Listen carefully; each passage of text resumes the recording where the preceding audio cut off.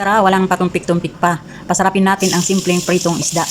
So ayan, una, naglagay na ako ng mantika sa ating mainit na kawali. Then, ginasa natin yung bawang at saka luya. So, igisa-gisa lang ng konti hanggang lumabas ang aroma. Then, isunod natin yung onion.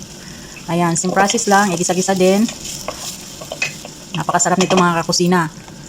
At ayan, ilagay na natin yung kamatis. So, halo-haloin lang. Igisa-gisa ng konti.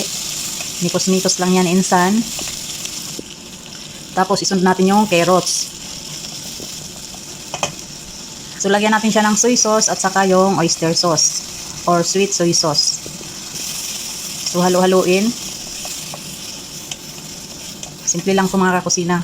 At syempre, para may kulay, lagyan natin siya ng tomato paste. So, mikos-mikos. Tapos, lagyan natin siya ng asin at saka paminta para yan ang ating pampalasa. At naglagay na ako ng water na mga kalahating baso para maluto yung ating carrots.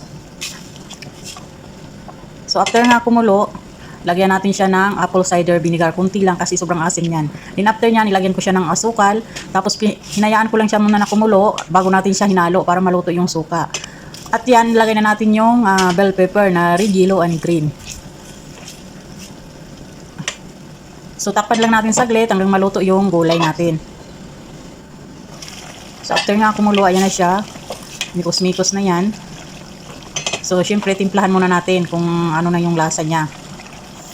At medyo naasiman ako kaya dinagdagan ko yung asukal. Kasi yung apple cider vinegar ay sobrang asim. At ayan, para lumapot yung sabaw, nilagyan ko siya ng cornstarch. At syempre, dyan na natin ilagay yung ating simpleng pritong isda na hasa-hasa. Ayan. Para maiba naman. So ayan, lagay lang natin sa ibabaw yung mga gulay para naman maganda tingnan yung ating niluluto. So at ayan na nga mga kakusina. Ayan. So ready na yan for plating. Ayan. So isali na natin sa ating mangkok.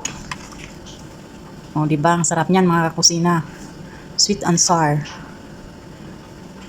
So, ayan. Ihanda na yung mga kanin nyo dyan at kakain na tayo. Sarap ng ulam. Ayan. So, at ayan lang for today's video. Thank you so much for watching.